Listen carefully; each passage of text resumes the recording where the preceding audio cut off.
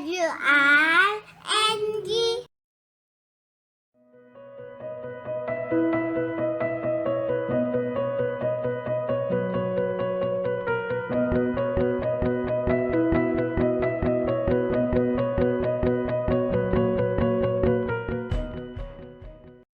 이번 시간에는 영유아 수학교육의 이해와 영유아 수학교육의 실제에 대해서 학습하겠습니다. 이번 학습을 통해 여러분은 수학적 소양의 정의와 영유아 수학교육의 목적, 교육 내용, 교수학습 과정에 대해 이해할 수 있으며 영유아 수학 이번 강의는 영유아 수학교육의 이해입니다. 우리나라에는 굉장히 특이하게도 수포자라는 개념이 있습니다. 아이들이 수학이라는 것이 너무 어렵고 복잡하다고 느낀 나머지 수학을 미리부터 포기하는 현상을 일컫는데요. 수학이라는 건 사실은 관계의 과학이라고 볼 수 있습니다. 과학적 요소가 들어있는 좋은 재미있는 개념인데 그런 것들을 놓치고 있기 때문에 이런 것들을 좀 더 놀이와 연결해서 어떻게 적용하면 좋을지에 대한 이론과 실제를 같이 알아보겠습니다. 자, 나의 수학 경험을 한번 돌아보겠습니다. 오늘 내가 만난 수학이죠. 반찬은 몇 가지를 먹었는지 이것은 수세기와 관련이 있습니다. 내가 먹은 음료수의 양은 얼만큼 되는지 이것은 측정과 관련이 있고요. 버스 탈 때 나는 현금을 냈는지 카드를 냈는지 이것은 특성을 나누어 보는 분류에 속합니다. 또 공부하고 있는 나의 책상의 모양은 뭐고 어디에 위치했는가 이것은 수학에서 공간과 도형에 속하는 개념이고요.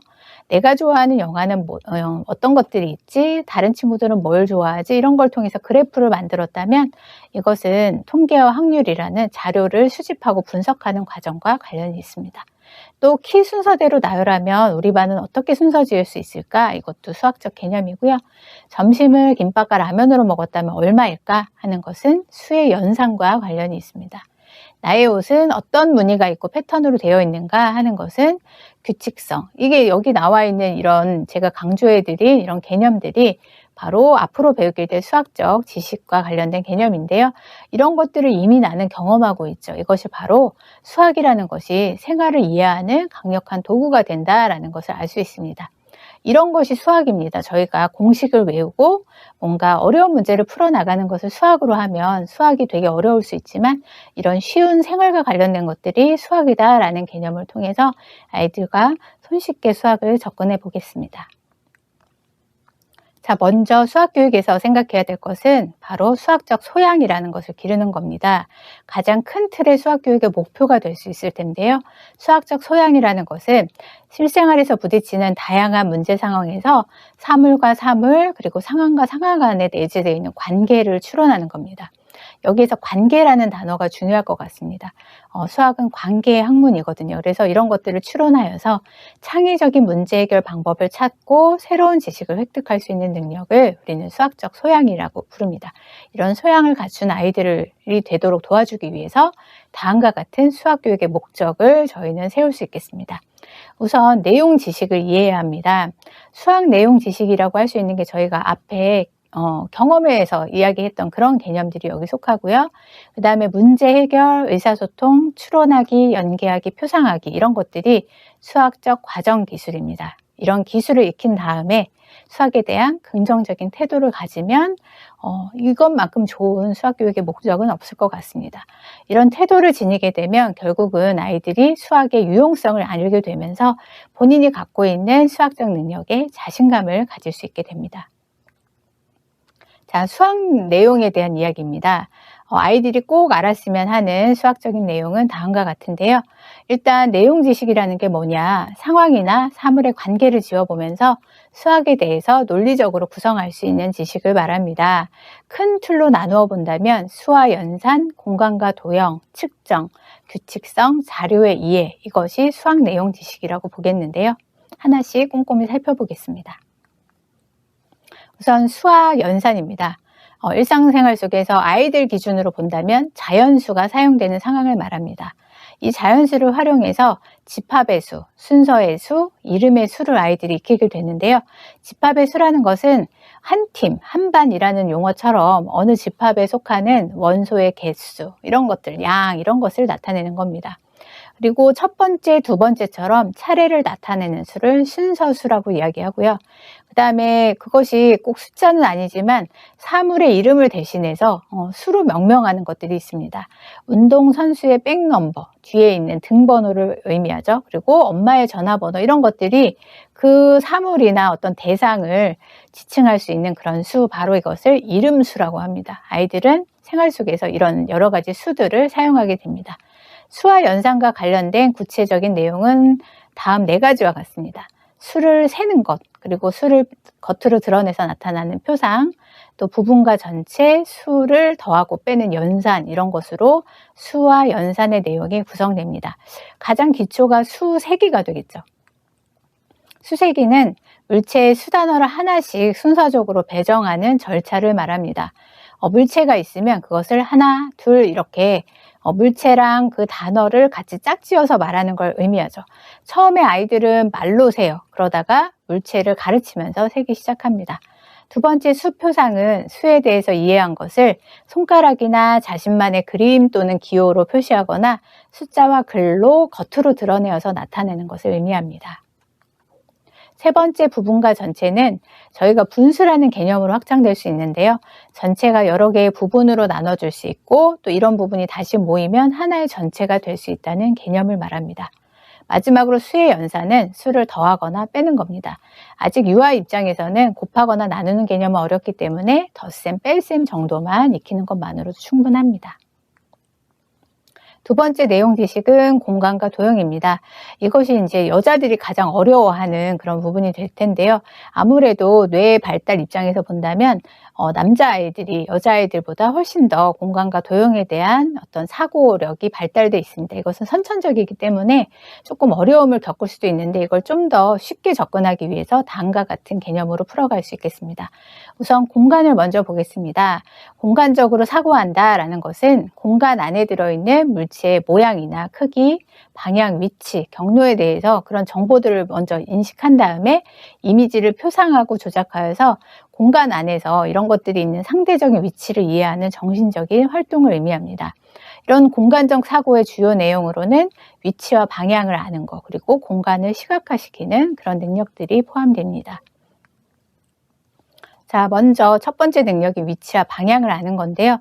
가깝거나 먼 것을 인식하고 구별하는, 그래서 나에게 가장 가까이, 친구에게서 멀리 있는 이런 것들을 구별하는 것이 바로 근접성이라는 능력입니다. 두 번째, 이쪽과 저쪽이라든지 블록 조각이 모여서 집을 전체를 이룬다라고 봤을 때 이거 개별 또는 부분이 모여서 전체가 이루어진다는 것을 분리라고 합니다. 사물이 놓인 순서 혹은 사건이 일어나는 순서, 그러니까 제일 앞부터 뒤라든지 또 무엇과 무엇 사이에 놓인 어떤 사물 이런 것을 가르칠 때 순서의 개념을 아이들이 익히게 됩니다. 또 열려있다, 닫혀있다와 관련된 개념을 개폐라고 하는데 경계가 있고요. 그 안과 밖을 구별해내는 것이 바로 이 위치와 방향과 관련된 공간적 사고 내용이 되겠습니다. 그 다음에 공간적 시각화라는 능력이 또 있는데요. 2차원 또는 3차원 물체의 어떤 상상적 움직임을 이해한 다음에 그것을 조작할 수 있는 능력을 말합니다. 조금 풀어서 설명한다면 탱그램이라든지 패턴 블록 맞추는 그런 교구를 다 교실에 갖고 계시잖아요. 이렇게 신체를 움직이거나 도형을 만지고 조작하면서 운동 감각을 통해서 공간 관계를 이해하는 이런 것들이 바로 촉감 운동 감각 경험입니다. 그러니까 이런 능력도 생기게 되고요. 또 패턴의 블록을 배치한 다음에 그것을 다시 기억해서 그려보는 활동처럼 물체의 형태를 인식하고 기억하여서 그리거나 표상하는 이런 형태 인지와 기억과 관련된 것도 공간 시각화 능력에 포함됩니다. 마지막으로 원기둥의 가운데를 자르면 어떻게 될까 이렇게 머릿속으로 생각해보고 물체의 움직임을 상상해보는 것, 이것이 바로 정신적 조작인데요. 이런 것들이 다양한 교재 교구를 활용해서 아이들과 함께 놀이로 진행되면 훨씬 더 수월하게 익힐 수 있고 그 능력이 향상될 수 있습니다. 다음은 공간과 도형 중에 도형에 관련된 내용입니다. 도형이라는 것은 조작할 수 있는 능력, 그리고 그 중에서 특히 기하학에서 어떤 모양을 위치와 모양, 크기로 생각할 때 점선, 면, 입체토는 이들의 집합으로 이루어진 것을 말합니다. 도형에서 우리가 꼭 알아야 될 것은 입체, 평면, 도형의 합성과 분할인데요. 보통은 평면이 더 쉽고 입체가 어렵다라고 생각할 수 있는데 아이들 입장에서는 사물과 같은 형태인 입체를 이해하는 것이 더 쉽고요. 그러고 나서 그 입체를 구성하는 평면으로 나누어서 익히는 것이 더 이해하는 데 도움이 될 수 있습니다. 자, 입체 도형입니다. 공간에서 일정한 크기를 차지하는 도형이죠. 길이와 폭, 두께가 있는 것을 말합니다. 우선 쌓을 수 있는 거, 굴러가는 거 이렇게 직관적으로 경험을 통해서 도형의 물리적인 특성을 인식할 수가 있습니다. 그리고 자신만의 근거를 가지고 분류하고 그 근거를 설명하면서 입체 도형을 나누어 보는 활동도 할 수 있고요. 그리고 입체 도형이 여러 면의 평면 도형이 결합돼서 된 거다라는 것을 그런 관계를 인식하는 그런 것들이 입체 도형과 관련된 실질적인 개념이 되겠습니다. 자, 평면 도형입니다. 평면 도형은 말 그대로 두께가 없고요. 납작한 거죠. 길이가 있고 폭만 있는, 그래서 두께가 없다라는 것 때문에 납작해 보일 수 있습니다. 평면 도형의 형태를 인식하고 시각적인 내가 갖고 있는 원형을 중심으로 해서 도형을 분류해 보는 활동, 그리고 이것을 신체나 다양한 사물을 이용해서 시각화하는 그런 활동을 할 수 있습니다. 자, 도형의 합성과 분할, 이것은 서로 합하고 나누는 것인데요. 여러 물체들과 입체 도형을 비형식적인 방법으로 합성하고 분할해서 형태를 구성할 수 있습니다. 예를 들면 설계도를 먼저 그린 후에 그 설계도의 모양에 맞춰서 블록으로 비행기를 만들어 보는 이런 활동들이 합성과 분할 활동이 될 수 있고요. 또 평면 도형 입장에서는 색종이 조각을 모아서 비행기를 만들어 보는 것, 그래서 평면 도형을 움직이기도 하고 뒤집기도 하고 반복해서 뭔가 만들어내는 완성된 형태를 구성하는 활동으로 진행할 수 있겠습니다. 세 번째 수학 내용 지식은 측정입니다. 여러 속성의 양을 비교하고 단위를 비교해서 뭔가를 재거나 어림해보고 그래서 양을 수치하는 것을 말합니다. 측정에서는 일단 여러 가지 사물을 비교한다든지 순서 짓는다든지 그것을 실제로 재어보는 활동으로 구성할 수 있겠습니다. 우선 비교하기입니다. 직관적으로 비교할 수 있을 거고요. 직접적으로 나란히 놓거나 겹쳐놓고 비교할 수도 있습니다. 그리고 비교가 불가능할 때는 제3의 어떤 물체를 사용해서 간접 비교도 할 수 있습니다. 이렇게 측정 가능한 속성에 따라서 두 물체 또는 어떤 집단들의 관계를 짓는 것을 우리는 비교하기라고 이야기하는데요. 아이들이 좋아하는 활동이기 때문에 이렇게 다양한 형태로 진행해 보시면 좋습니다. 자, 다음은 순서 짓기입니다. 여기는 이제 3가지 이상의 물체라는 전제를 둡니다. 그래서 이것을 어떠한 특징적인 속성의 차이에 따라서 순서대로 배열한 것을 말합니다. 예를 들어서 3개 이상의 물체를 어떤 한 가지 속성, 동물 장난감을 키 순서대로 세운다라고 했을 때 키라는 것이 속성이 되겠죠. 단순하게 서열화시킬 수 있고요. 또 빨간색이고 네모 모양인 블록 찾기처럼 2가지 속성을 동시에 고려해서 순서 짓는 것을 복합 서열이라고 합니다. 또 아빠 곰은 큰 그릇, 엄마 곰은 중간 그릇, 애기 곰은 작은 그릇, 이렇게 1대1로 짝을 지을 수 있는 것을 이중 서열이라고 하는데요. 이런 개념을 포괄해서 순서 짓기 활동을 진행하시면 되겠습니다. 마지막으로 측정하기입니다. 길이, 넓이, 용량, 무게, 시간, 잴 수 있는 것들이 많죠. 예를 들어서 신체나 친숙한 물건, 클립이나 나의 발이나 색종이 이런 것을 측정 단위로 사용하는 것을 우리는 임의의 단위라고 합니다. 아이들은 표준 단위가 어렵기 때문에 먼저 이렇게 한 뼘이라든지 이렇게 임의의 단위를 활용하게 됩니다. 그 다음에 센티미터, 밀리리터, 킬로그램처럼 모든 사람들이 공통적으로 측정 단위를 사용하게 되는데 이것을 표준 단위라고 합니다.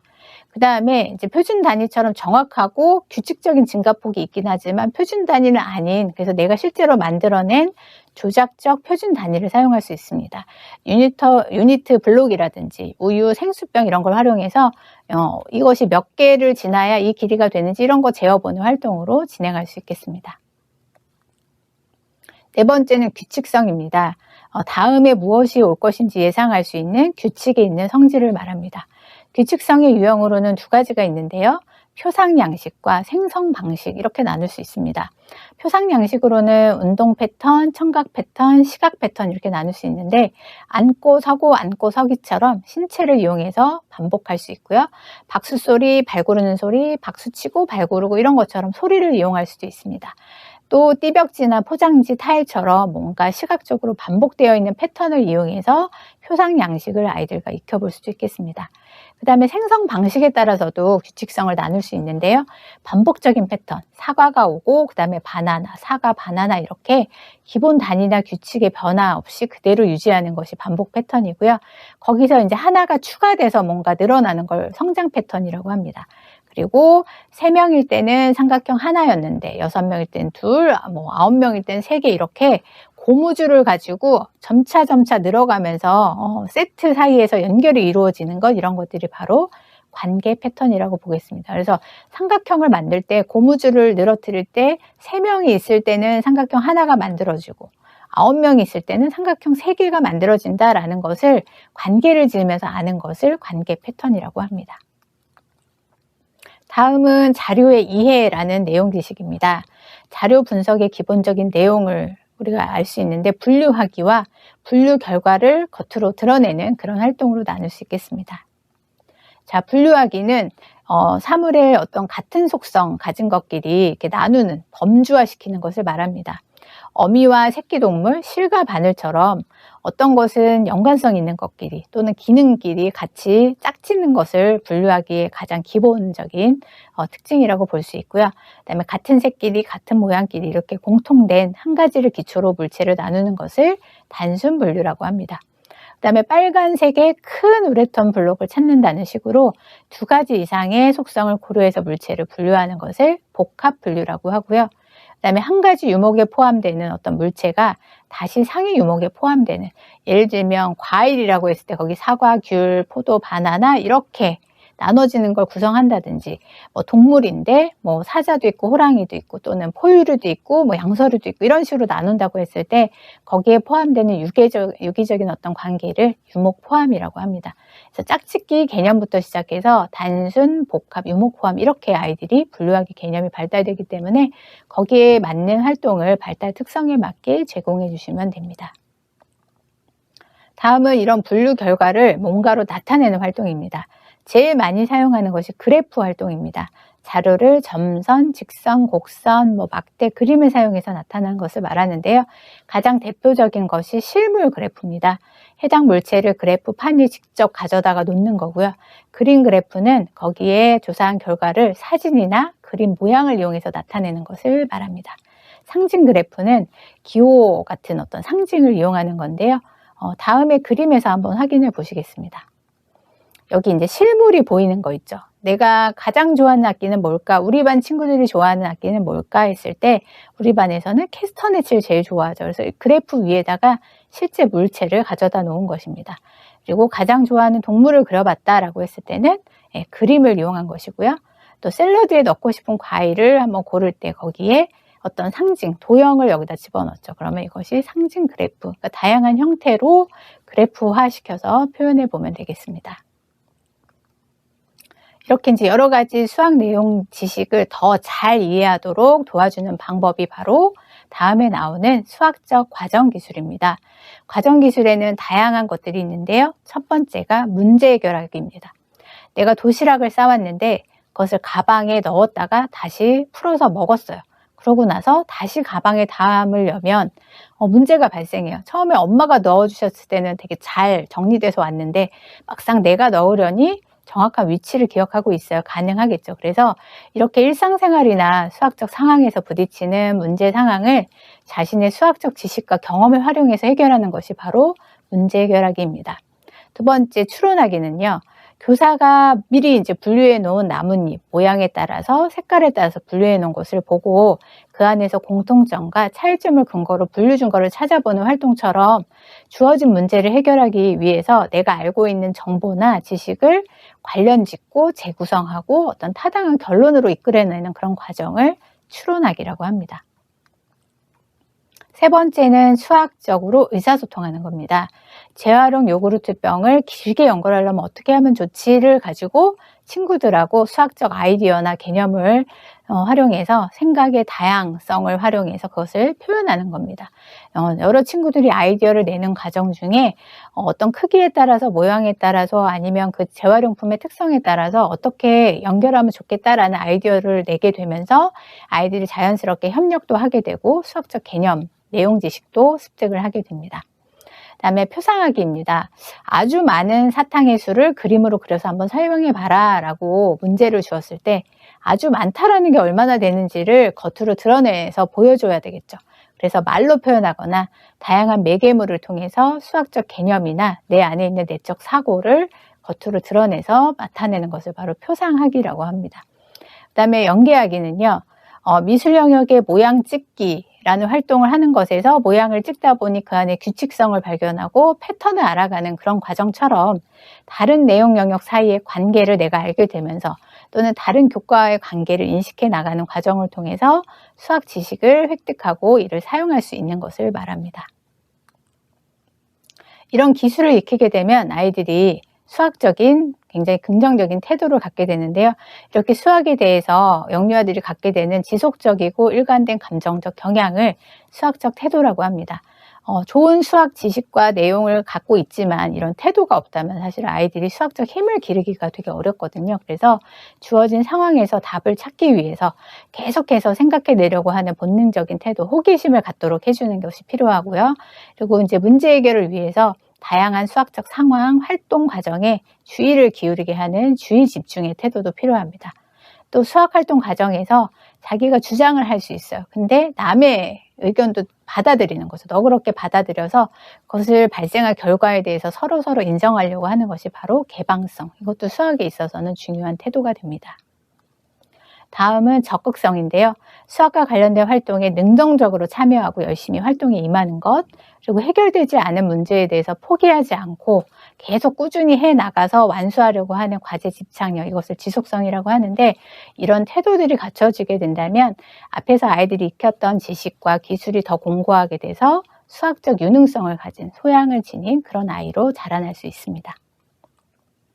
자, 이런 것들을 활용해서 이제 직접적으로 선생님이 가르쳐 주실 때 다음과 같은 교수학습 과정을 마음에 두시면 좋겠습니다.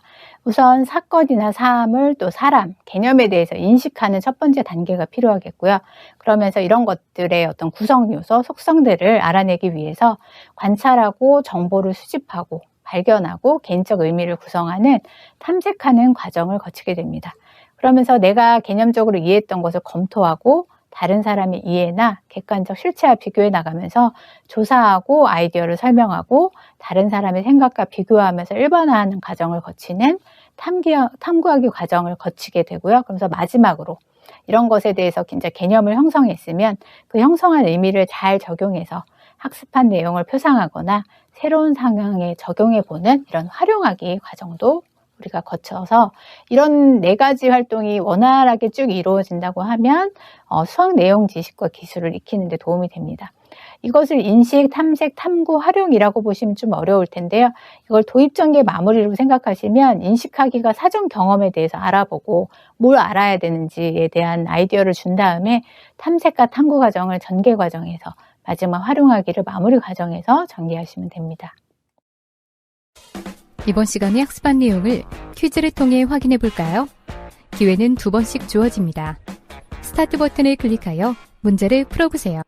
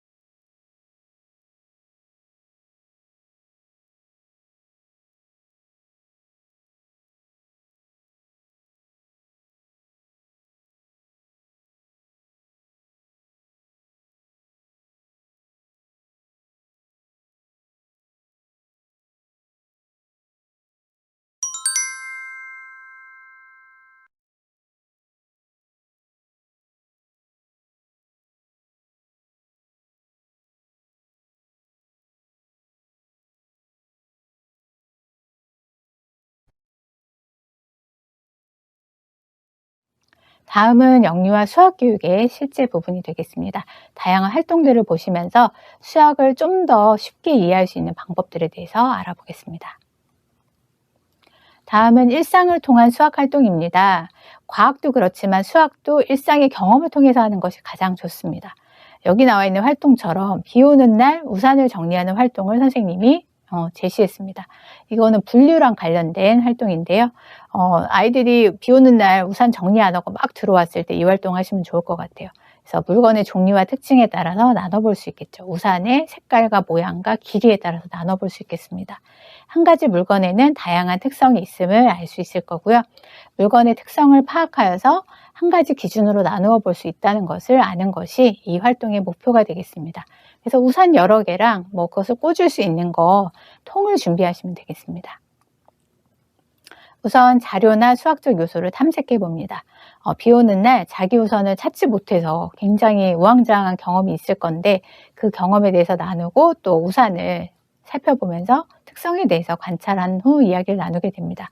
이때 이제 수학적 문제를 발견하게 되죠. 다양한 특성을 탐색해 봤기 때문에 어떤 특성으로 나누어서 우리가 이 분류를 해서 정리하면 좋을지를 이야기해 보고 각자 가지고 있는 우산을 갖고 나와서 정해진 방법으로 우산꽂이에 정리를 해보게 됩니다. 그래서 한 가지 특성에 따라서 분류하는 활동으로 연결하고 그리고 정리된 우산을 보면서 수학적 개념에 대한 이야기와 함께 스스로 정리한 것에 대한 이야기도 나눠주시면 좋겠습니다.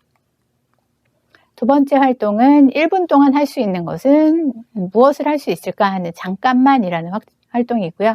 수학 내용 지식으로는 측정을 활용한 활동입니다. 우선 이 활동을 통해서 시간과 활동의 관계를 이해할 수 있고요. 일정한 시간 동안에 할 수 있는 일의 양을 비교해 볼 수 있습니다. 자료 및 수학적 요소 탐색에서는 우리가 알고 있는 시간을 나타내는 단어들을 먼저 이야기 나눈 다음에 마트에 잠깐 갔다 올게 라고 했을 때 잠깐이라는 것이 얼마를 이야기하는 것인지를 아이들과 이야기 나눕니다. 잠깐은 상대적인 개념이기 때문에 어떤 사람은 길게 어떤 사람은 짧게 느낄 수 있거든요. 그래서 여기서 1분이라고 이제 어림잡아서 이야기했을 때 1분이라는 시간이 얼마나 되는지 1분 동안 할 수 있는 활동들이 뭐가 있는지 한번 아이들하고 이야기 나눠 봅니다. 전자레인지를 돌려본다든지 1분 동안 줄넘기를 해본다든지 1분 동안 노래를 불러본다든지 그래서 본인이 느끼게 되는 시간의 어떤 길이에 대해서 한번 얘기해 보고 그 활동을 평가하면서 활동을 마무리할 수 있겠습니다. 자, 두 번째는 문학을 통한 수학 활동입니다. 곰돌이는 날마다 라는 책을 이용하는 건데요. 여기서는 규칙성이 등장합니다. 우리가 자주 하는 일을 조사해서 이제 그래프로 나타내는 건데요. 그래프를 보고서 그 내용을 비교해 볼 수 있습니다. 이 책에 보면 곰돌이가 날마다 어떤 일을 수행하게 되는데 그 일에 대해서 아이들이 이제 규칙이라는 반복이 되는 어떤 부분을 알아낼 수 있는 그런 활동입니다. 동화를 감상하고 회상하면서 여기에 들어있는 수학적 요소를 탐색하게 되고요. 문제 해결 과정에서 반 친구들이 일주일 동안 주기적으로 하고 싶은 일에 대해서 조사한 후에 비교하게 됩니다. 그러니까 곰돌이의 상황을 자신의 상황에 이렇게 연결시켜보는 활동이죠. 조사한 내용을 그래프로 만들어보고 그래프로 만든 것에 대한 장점도 이야기 나누면서 알게 된 점에 대해서 이야기 평가하면서 마무리할 수 있습니다. 그다음에 달라서 좋아요라는 도형을 딱 보자마자 아시겠죠. 공간과 도형을 활용할 거다. 동그라미와 세모의 어떤 특징을 설명한 다음에 이것을 이용해서 모양을 구성하는 활동입니다. 자, 달라서 좋아요라는 동화를 듣고 회상하는 것은 과정이 같고요. 이것에 등장하는 동그라미 세모라는 모양, 도형의 특징에 대해서 이야기를 나눕니다. 그리고 이것을 이용해서 우리 주변의 사물들을 구성해 볼 수 있는 활동으로 해서 문학으로 출발했지만 모양을 탐색하기 때문에 수학 활동도 되면서 뭔가 구성해서 작품을 만드니까 미술 활동으로도 연결되는 그런 통합적인 활동이 되겠습니다. 그다음에 미술을 통한 수학 활동인데요. 명화를 전시해요라는 활동을 통해서 자료를 이해하는 개념을 습득하게 됩니다. 우선 다양한 명화를 감상하고요. 자신의 생각을 표현해 봅니다. 그리고 이 명화를 기법으로 나눌지, 종류로 나눌지 또는 작가에 따라서 나눌지 이런 것들 준거를 정해서 분류해보는 활동을 하는 겁니다. 다양한 미술 재료가 필요하겠고요. 나눌 수 있는 판 이런 것들을 준비하시면 됩니다. 그래서 명화 작품을 감상하고 이야기 나누는 미술 활동으로 시작해서 이 명화의 공통점과 차이점에 대해서 이야기 나누면서 거기 들어있는 수학적 요소를 탐색을 하게 됩니다. 그리고 어떤 특성에 따라서 명화를 분류할 수 있는 방법에 대해서 이야기한 후에 이렇게 나눈 것을 가지고 전시하는 활동으로 연결해서 미술관을 꾸미고 그것에서 미술 작품을 감상하고 이런 활동으로 마무리할 수 있겠습니다. 다음은 밀가루 그림 그리기라는 활동이고요. 측정과 관련된 활동입니다. 밀가루를 물과 이제 섞어서 반죽하는 거죠. 그랬을 때 그 만들어진 것의 변화를 예측해 보고요. 또 밀가루와 물의 양에 따라서 반죽의 차이가 있음을 비교해 보는 겁니다. 우선 자료 탐색에서 밀가루와 물에 대해서 관심을 갖고 탐색해 본 후에 이 반죽이라는 거 결국 점토놀이 할 수 있을 정도로 만들어야 되겠죠. 이것을 보여주면서 이야기를 나눕니다. 그러면서 계량컵으로 뭔가 만들 수 있는 것들을 아이들하고 직접 해보고요. 또 다양한 반죽을 살펴보면서 어떤 미술 활동을 할 수 있는지도 이야기 나눕니다. 그래서 반죽을 3가지 형태로 만들 수 있어요. 묽은 반죽, 걸쭉한 거, 된 반죽으로 나눠서 비교해보고 그것을 재어보고 이런 활동으로 연결하고 마지막에 만들어낸 것들을 감상하고 평가하는 것으로 마무리할 수 있겠습니다. 다음은 음악을 통한 수학 활동입니다. 어디까지 갔나 라고 하는 옛날의 전래 동요 노랫말을 이용해서 몸을 움직이면서 거리의 근원을 경험해보는 활동입니다.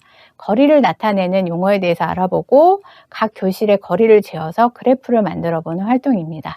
그러면 어디까지 갔나 라고 했을 때 안쭉 멀었다? 또 30리라는 것도 등장하고요. 아이들이 생소한 어떤 거리 개념에 대해서 이야기 나누면서 여기서는 일단 노랫말을 알아보는 게 제일 먼저 이루어져야 되는 거고, 그래서 우리 교실과 다른 교실의 거리를 측정해 보게 됩니다. 또 거리를 통해서 비교한 다음에 그래프로 만들어 보고 그 그래프에 대해서 이야기 나누면서 활동에 대한 평가로 마무리할 수 있겠습니다. 다음은 맛있는 과자라는 노래를 통해서 공간과 도형, 분류 개념을 동시에 익히는 활동입니다. 노래 속에 나오는 과자의 여러 가지 모양을 탐색해보고 같은 모양의 과자끼리 분류를 해보는 활동인데요. 과자와 모양이 같은 여러 가지 물건을 찾아보는 것도 목표가 되겠습니다. 여기에 이제 맛있는 과자라고 하는 동요가 있어요. 그러면 동그란 과자, 넙죽한, 길쭉한, 여기 나오는 다양한 과자의 모양과 형태를 이용해서 활동을 전개할 수 있습니다. 맛있는 과자 노랫말과 음을 알아보고 노래하면서 음악 활동도 전개하고 수학적 요소도 탐색해 봅니다. 그리고 과자의 모양을 비교해보고 탐색한 후에 노랫말에 나오는 동그란, 네모난 이런 기준에 맞춰서 과자를 분류해 봅니다. 그리고 여기서 또 재미있는 활동은 교실에서 이 과자의 모양과 같은 물건들을 찾아보는 것도 필요합니다. 그래서 이런 과자를 탐색해 본 다음에 마지막에 경험을 평가하는 활동으로 마무리합니다. 다음은 신체를 통한 수학 활동입니다. 발을 모아요 라는 활동인데요. 수의 2에 해당되는 겁니다. 선생님의 지시에 따라서 발의 개수를 모아보는 활동이죠. 발은 다 두 개씩 가지고 있잖아요. 그래서 우리 팀이 이것을 모으는 과정을 통해서 더하고 빼는 경험을 하게 되는 겁니다. 그래서 구멍이 뚫려 있는 납작한 판 또는 이거 대신에 바구니 같은 거 준비하셔도 될 것 같고요. 숫자가 나와 있는 책을 준비하셔서 진행하시면 됩니다. 자, 우리 몸을 살펴보면서 여러 가지 개수를 한번 알아본 다음에 특히 발을 모으는 활동은 아이들이 굉장히 좋아하니까 발을 모으려면 어떻게 해야 되는지 제시된 숫자에 따라서 우리 팀이 모을 수 있는 발을 정하고 인원수에 맞게 파악한 다음에 선생님이 뭔가 제시하는 숫자가 있으면 그 숫자만큼 원 안에다 발을 모으고 빨리 모으는 팀이 빙고를 외치는 재미있는 활동입니다. 1000원으로 장 보는 활동도 있는데요. 측정 활동입니다. 물건의 무게를 어림잡아보고 비교해보는 활동이고요. 돈을 이제 우리가 합산해보는 건데 너무 많으면 어려우니까 1000원을 기준으로 해서 장을 보는 활동입니다. 여러 가지 자료를 준비해서 장 보는 활동을 통해서 아이들이 1000원이라는 것을 모으기 위해서 어떻게 측정할 수 있는지 무게를 재서 그 무게를 저울에 표시된 원을 통해서 아이들이 하는 활동입니다. 예를 들면 새우깡이 500원이다 그러면 저울에 500g이라고 표시되어 있을 때 500원 받는 이런 식의 활동이라고 보시면 되겠습니다. 자, 그래서 시장이나 슈퍼에서 물건을 사본 경험에 대해서 이야기 나누고 저울을 활용해서 물건을 달아본 다음에 여러 물건 중에서 1,000원, 그러니까 1,000g이 넘지 않는 그런 물건을 추정해 보고 그것을 선택해서 장을 보는 활동으로 연결할 수 있습니다. 자, 다음은 역할놀이를 활용한 수학 활동인데요. 공연장 놀이에 필요한 역할과 소품은 뭐가 있을까? 수와 연산 그리고 자료의 이해를 내용 지식으로 하는 활동입니다. 자, 공연장에 다 가봤을 거고요. 그런 모습을 보고 공연장 놀이에 필요한 소품과 역할, 적절한 놀이 인원에 대해서 생각해 봅니다. 공연장 놀이를 위해서 해야 할 일들을 나누어서 역할을 분담하는 그런 목표를 갖고 있습니다. 아이들이 극놀이 센터를 갔어요. 그래서 거기서 찍어온 것들을 보면서 공연장에 있는 사람과 물건에 대해서 이야기해보고 필요한 소품, 역할, 적절한 놀이 인원에 대해서 알아봅니다. 그래서 같이 의견 나누고 그래서 소품을 집에서 가져올 소품과 교사가 준비할 소품 그리고 직접 만들 소품을 나누어서 필요한 것들을 만들고 가져오고 그래서 역할을 분담한 다음에 역할 분담표를 만들어서 교실 벽면에 붙이는 활동이 되겠습니다. 그리고 마지막에 이런 것들을 알아보는 활동을 회상하고 평가하는 식으로 진행할 수 있겠습니다.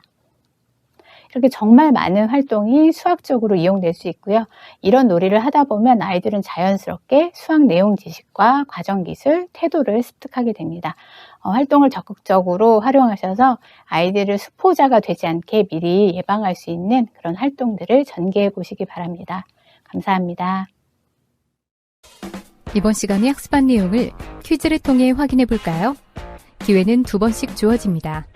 스타트 버튼을 클릭하여 문제를 풀어보세요.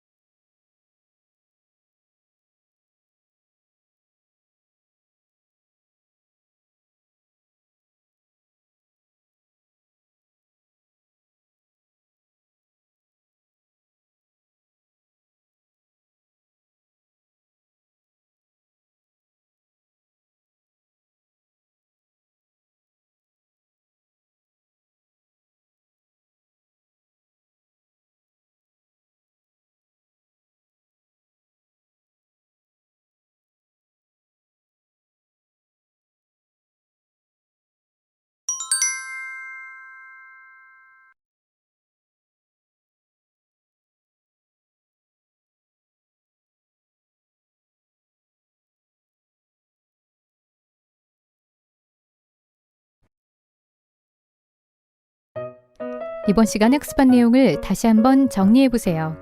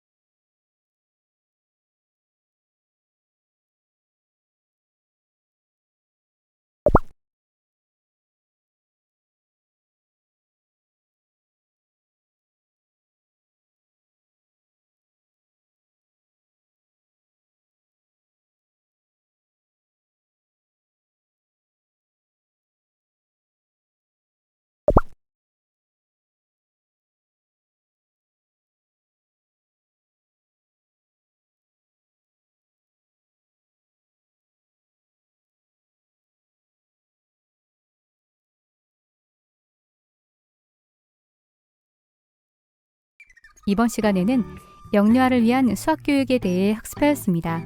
수고하셨습니다.